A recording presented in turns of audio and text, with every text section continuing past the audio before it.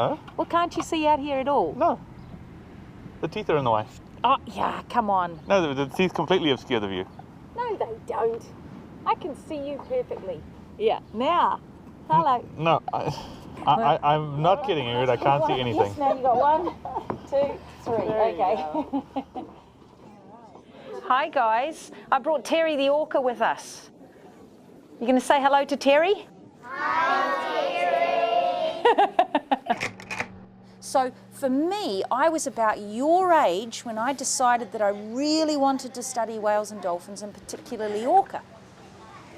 The photo of me as a kid was taken when I was about 6 years old, and I had convinced my dad that I wanted to learn to snorkel and he had to build me a little swimming pool. I think I'm really lucky because I don't believe that fascination's gone away. I get a call about an orca sighting and I still get butterflies and I still get goosebumps.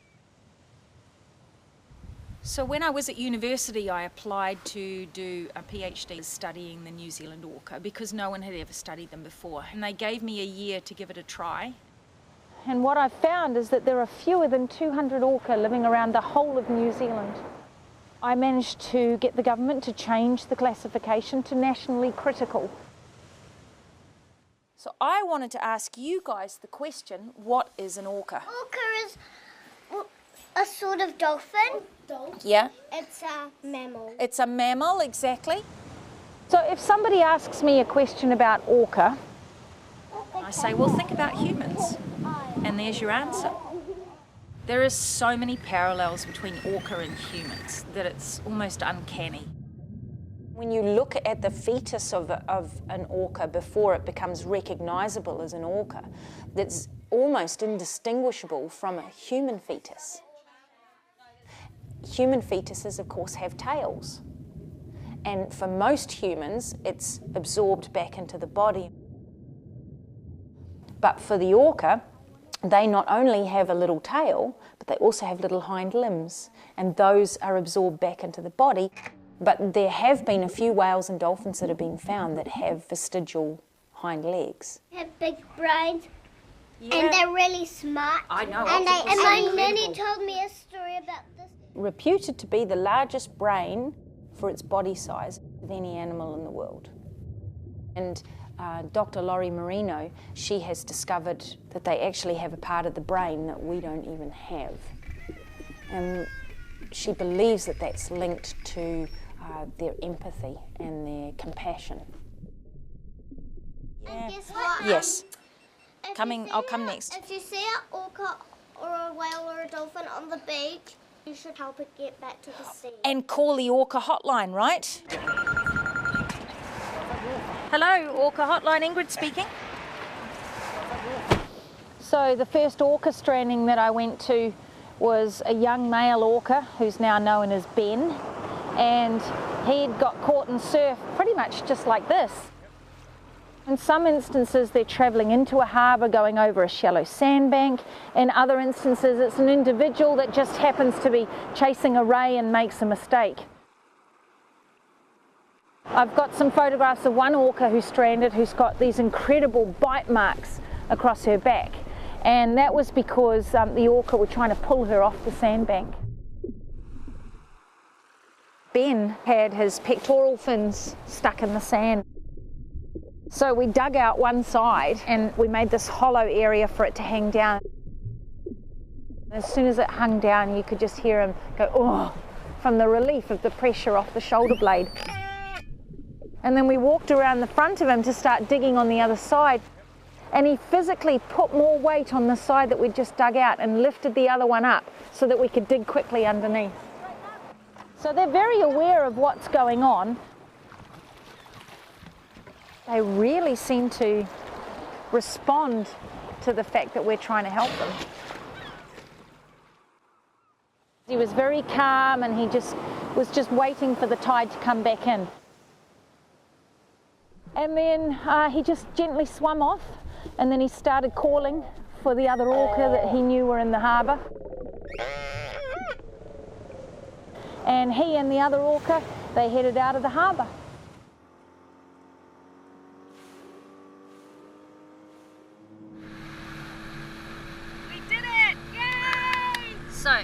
was where he stranded, and then we followed him all the way up there. You can see his track. He's going that way, we're going home.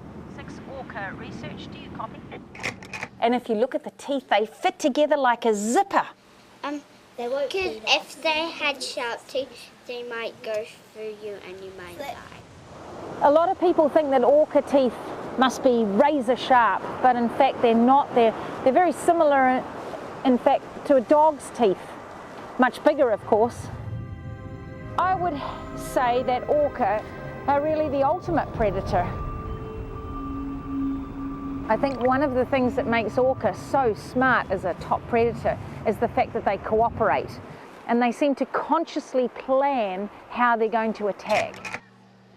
I was down in Antarctica and I was fortunate to see orca hunting when they were using waves to wash a seal off the ice. It's on its side. Oh, wave. Oh, goes. Jesus. 4 of them. Almost got him. It's over. There it goes. I was 21 years old when I first saw orca up close and personal, swimming with them. And I used to live at a marine laboratory that was right on the coast, and somebody yelled out orca as they went past. I grabbed them and ran down to the beach, and there were other scientists standing there making fun of me, going, "Arr, arr, arr," you know, pretending like, oh, you're going to get eaten because you're going to look like a seal. So I just got in the water and swam out to them, and I had one of them come right up to me, and she had something in her mouth, and I thought it was a sack. And it turned out to be part of ray. And at that time, that was pretty much the first evidence that we had of them feeding on stingrays. And their repertoire in terms of the different types of prey they eat as a species is huge. That's where we believe the name killer whale comes from, that they kill whales.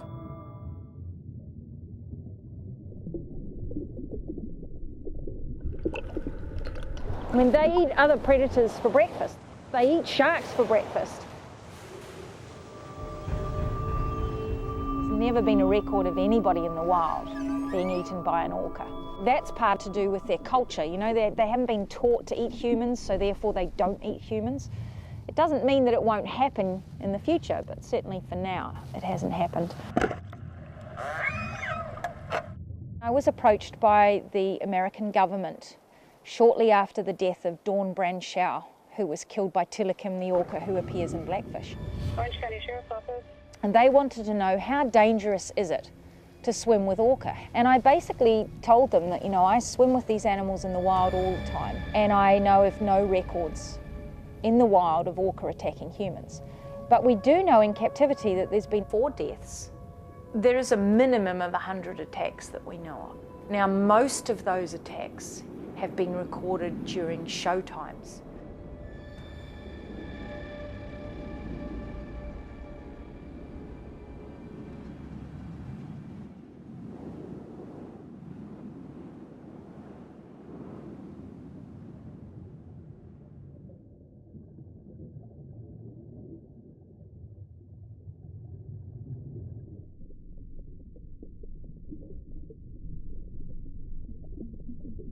I dream about orca most nights, and in one of them I'm swimming with the orca and flying underwater, barrel rolling through the kelp, and there were orca all around me, and I was asking them questions, because of course in dreams you can do things like that, and I was asking them, you know, what's this name, and what's the name for this, and how do I say that in orca?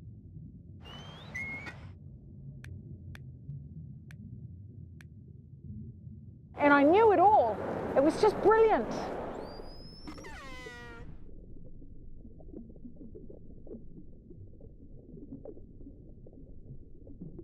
And then I woke up, and it was like right there, you know how you get that thing that's just on the tip of your tongue, and I was like, I know exactly how to say that in orca.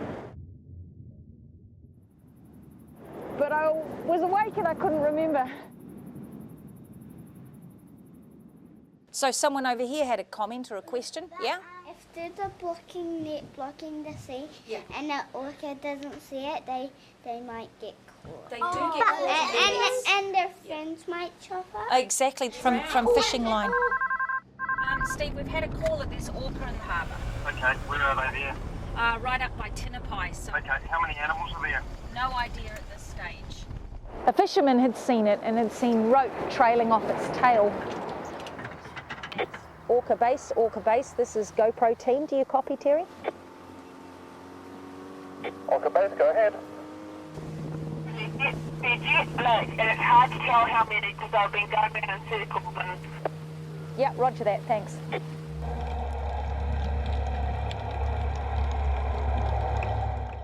Roger, we have that all copied. Because I know that there it is. Yeah. Okay, slow down. Out of gear. I just don't want to go barreling up to it. I want to just go nice and slow. Do this a few times and give it a few moments. Hi, sweetie. Yeah, we've come to help.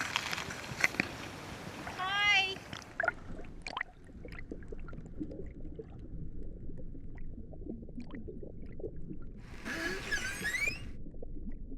Alright, so what I'm thinking of doing is if I get one of you, maybe you, Steve.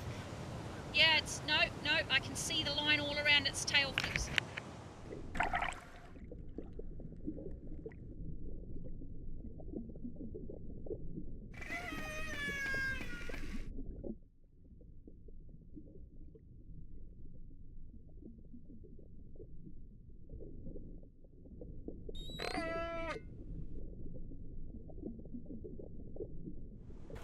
Okay, sweetie, hang in there. We're not going to be long now. I'm shaking. I'm so worried about her.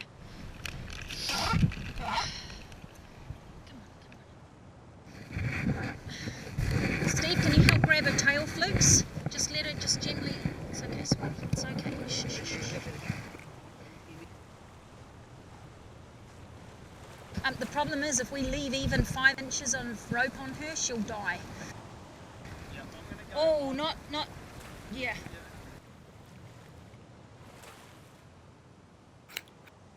Is she free?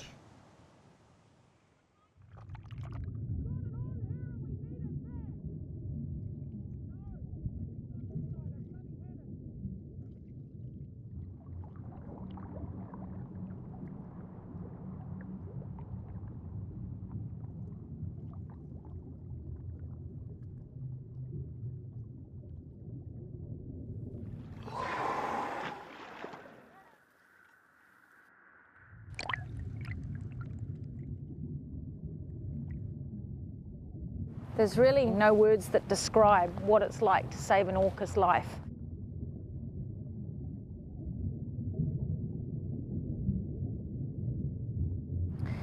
I have saved a human's life. 15 years later, I had this knock on the door. The guy and his wife were right there. One of the most powerful things that I've ever done.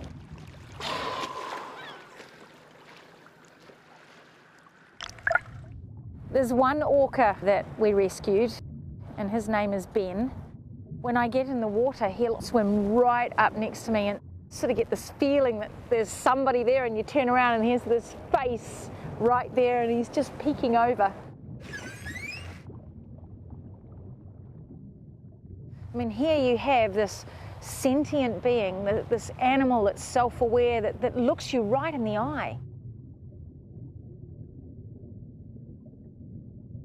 If there was such a thing as coming back in another life, I would want to come back as an orca.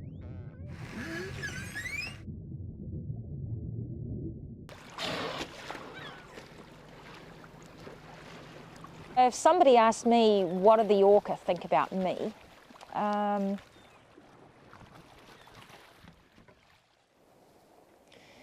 You know, as a scientist, you have to say that the animals don't recognise you. Hello, Rhea. Hey, sweetie. You having good fun at the beach? Yeah.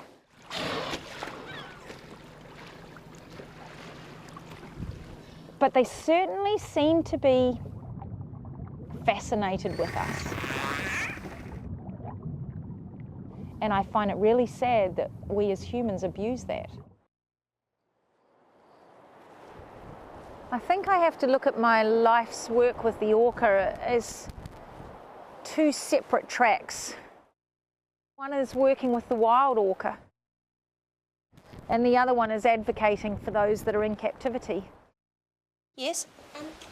What does it? Captivity. Captivity means that they're kept in a box, in a tank, just like this. So she's not in the open ocean, she's in an aquarium. The whole world's knowledge about these animals has changed in my academic career. And I think that it's really important paradigm shift for the general public as well. And I'm hoping that before the end of my academic career, we'll no longer have them in captivity because we'll really understand them a lot better. And the idea would be to use the platform that we've established with Free Willy, Keiko, and how he was taken from captivity and rehabilitated, and we want to take that concept and expand on it. It's not a difficult concept if you think about something like a sanctuary. You get moved into the sea pen where there's fish swimming past, and all of these environmental conditions are changing. And that already helps activate their mind, because you can imagine if you're locked in a concrete box all your life and you've got nothing to do, you don't even have a picture painted on the wall. All those normal things that they would experience in the marine environment that they don't have in a tank. And you teach them to follow boats, and you go further each day, and to the point where you're actually staying out overnight on the boats, and you're going further and further and faster with them. You train them to hunt for fish again, and then you're there for them when they start socialising with other whales and dolphins, so that if they're not comfortable with it, they can come back to you for comfort, and then when they're ready, they can go back again out into the wild. And it could take months or even years. But I think we owe it to these animals to try and give them the respect that they deserve. High five! High five! High five! High five! High five! Ingrid! I already am. It's nice to see the way that kids think. That generation is going to be the generation that's going to protect the orca in the future. If I could give the kids that I teach one message, that would be, don't buy a ticket to go and see whales and dolphins in captivity.